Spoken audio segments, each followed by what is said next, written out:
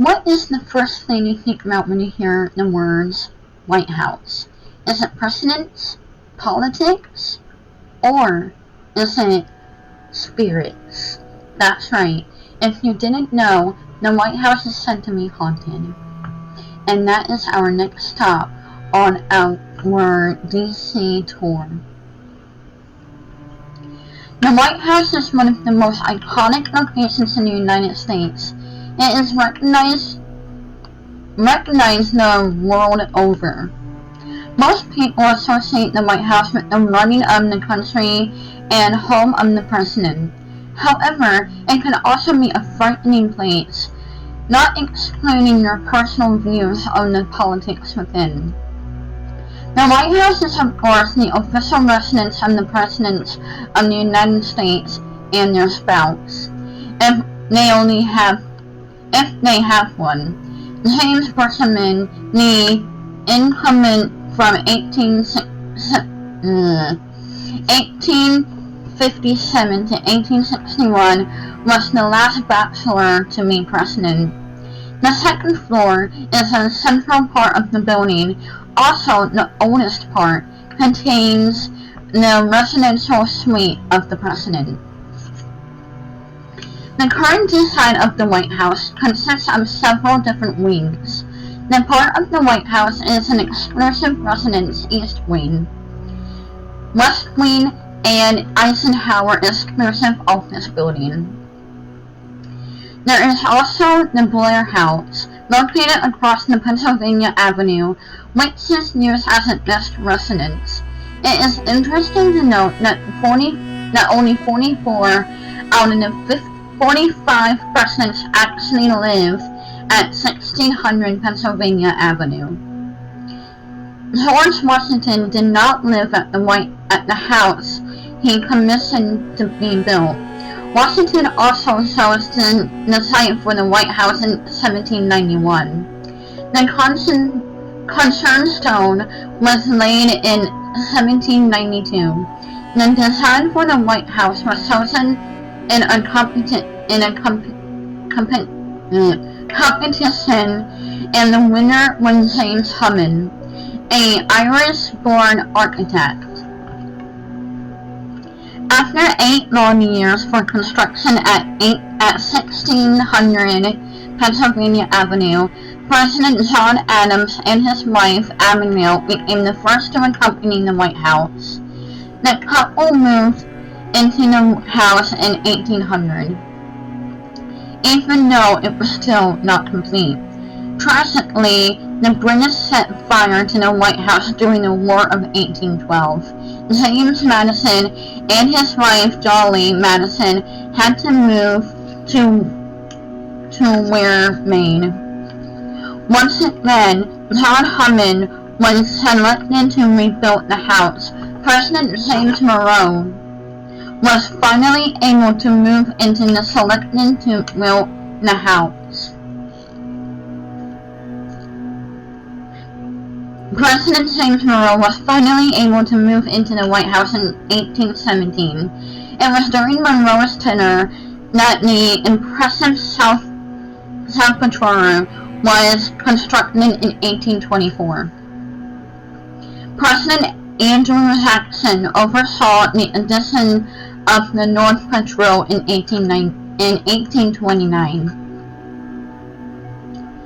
Although during the 19th century several proposals were made to add on to the White House, none of those plans were ever realized.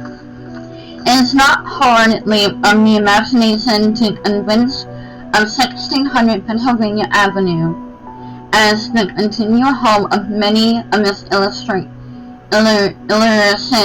residents. There are many who believe that the White House is haunted.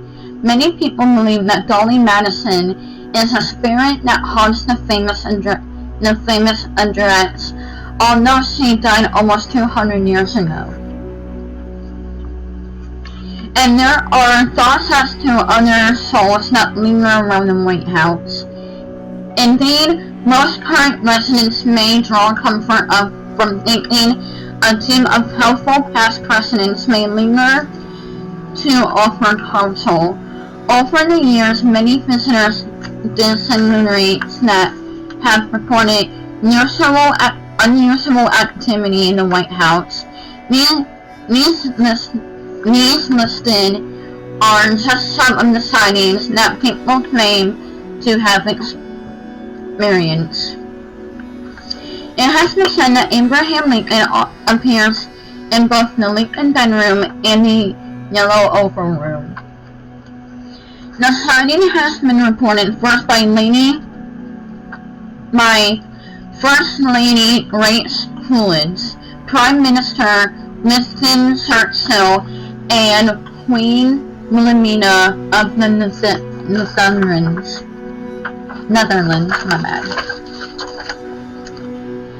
Willie Lincoln, the son of President Lincoln. Okay, first note, I didn't know President Lincoln had a son. I'm gonna be honest with you right there, I did not know he had a son. Sadly died in the White House. Staff of President Griff reported frequently seeing his spirit in the 1870s. Another reported ghost sighting is that the president is of President Andrew Jackson. He is usually in his bed at the time Miss was in the Rose Room. He can be heard having deep laughs. Mary Todd Lincoln actually claimed that she heard him stomping his feet and swearing. President Jackson annex have been happening since the 1860s. Other reports paranormal activity at the White House is focused around 1862 to 1863. Mary Todd Lincoln, who began to have a seance in the Red Room, she did this because she was distraught over her son's death at the thought she could reach out to him beyond the grave. Spiritualism that believes the living can communicate with the dead was popular at the time, since it was the height of the Civil War. People used seances as a way to grieve for their loved ones, who may have died far from home and may have been left on the battlefield, turning wives into widows at an unprecedented rate and making mourning difficult. The seance would become a locus for the energy of the grieving, surely attracting spirits to linger and affect the living. Numerous staff of the White House were unwitting witnesses of the activities of the spirits, one in particular, Jerry Smith. I wonder how you're saying that one 5 times fast. Worked at the White House under President Grant starting in the late 1860s. He worked primarily as a footman. He was also a butler, cook, doorman, and remarkably official duster. He kept these jobs until his retirement in the early 1900s. Smith was an avid storyteller. He reported to have seen the ghosts of President Lincoln, Grant, McKinley, as well as several First Ladies. A less commonly talked about spirit is the unidentified 15-year-old boy. Seen first by Miss Marks, personal maid of First Lady Helen Taft, and described as a young boy with unkempt hair and sad blue eyes. The apparition was unlikely referred to as the Thing. The Thing caused great terror among the staff during the President Taft's time in office. A single term from 1909 to 1913, in fact, a military aide to Taft wrote a letter to her sister telling her about the ghost. He said, "The ghost, it seems, is a young boy about 14 or 15 years old. They say that the first knowledge one Knowledge one has of the presence of the thing is a slight pressure on the shoulder, as if someone were leaning over your shoulder to see what you might be doing. At one point, the President Taft told his staff that the first one to repeat stories about the thing would be fired. President Thomas Jefferson is said to haunt the White House. His spirit is said to be playing the violin in the yellow Oval Room. The spirit of Dolly Madison is reported to protect the Rose Garden, and the Blue Room is apparently haunted by President Tyler, stuck in a state of nerves as he eternally processed his second wife, Julia Gardner. The attic of the White House. The White House has an attic? Okay. The attic of the White House is apparently haunted by President Harrison. Harrison was the first president to pass away in the White House. Abigail Adams liked to hang her laundry to dry in the East Room. Staff today say that they can smell wet laundry and lavender. One of the more famous spirits to take up residence in the White House is the ghost of Anna Surratt. She is there banging on the doors and asking to see President Jackson. It is said that she is begging for a presidential pardon for her mother, Mary. I knew Anna Surratt had something to do with Mary. History notes on the spirit of David Burns. He can be seen on the grounds of the White House. David Burns was the original owner of the land that the White House was built on. His spirit is typically seen and heard in the Yellow Oval Room.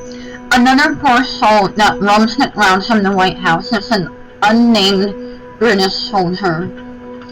He died during the War of 1812 and still walks the grounds today carrying a torch. Okay, if I'm ever near the White House at night, which probably not for a while, I would definitely like to capture a picture of that. Also, when I was in Gettysburg, not this time, but last time, I captured a picture of a man looking right at me. No one can see it. Nobody can see the man but me. I mean, my friend Jane saw him. And then next to him are these two lights, which are way too bright to be fireflies, although it was in the summer when I went. And I had a feeling it was lanterns. I had a feeling it was lanterns. So yeah, with the man's face and those two lights, it could highly be lanterns. Anyway, off track, sorry. The White House is arguably one of the most iconic buildings in the world. 1600 Pennsylvania Avenue is an address known around the globe. This structure has an enduring history and then legacy attached to it. In fact, sometimes the history is so emotional, spirits cannot bear to leave. Washington, D.C. is a must-see tourist destination. There are countless museums and buildings to see. Collectively, these places tell the story of American history. Today, D.C. is also a vibrant and thriving city. It has great arts and cultural establishments, a bustling culinary scene, and offers attraction for all budgets. Even the large population of cash-strapped students at some of the most prestigious universities in the country. And of course, Washington, D.C. continues to be the hub of American politics. The dynamics of power on every street corner and the direction of nation is decided in countless meetings. Who knows, much more than this, her residence will become the ghost of tomorrow. If this had intrigued you, there are several other locations to be seen as much as the history, more drama on haunted walking trails throughout the city. Owing to their shared concentration of history and human drama, many tours start at Lafayette Square, which has another name, Tragedy Square. Many violent deaths took place there and have left spirits in their wake. These tours are also a great opportunity to learn about many past duels, affairs, and scandal affairs that have taken place in this historic city over the years. So, Washington, D.C. Like I've said in the past 2 videos, or 3, whichever one, I have been there for hockey games, museums, touring, not an actual tour, just walking around with my parents, and sadly enough, the hospital. I don't like that part. Hopefully, knock on wood, I don't have to go there for a long time. It is a really pretty area, and the buildings are huge, and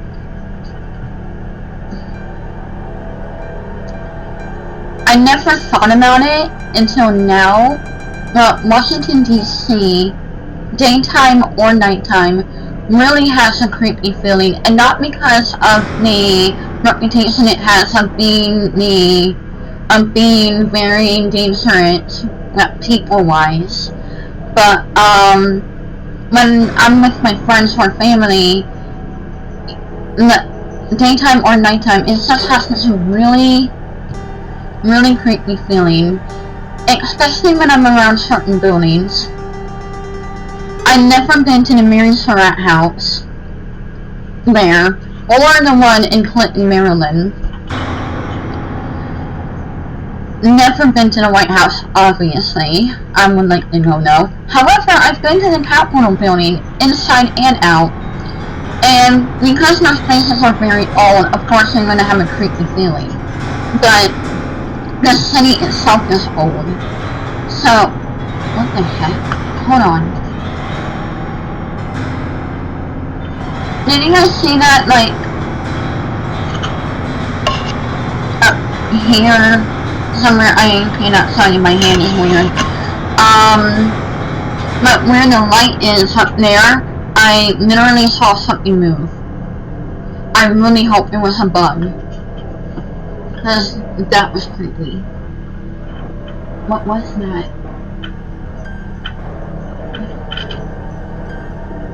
Anyway, I swear, my house is haunted. Anyway, thank you guys for watching my channel and videos. Please remember to like, comment, and subscribe. I am Haunted Girl, and this is my channel. As always, I'll spook you later. And until next time, pleasant dreams.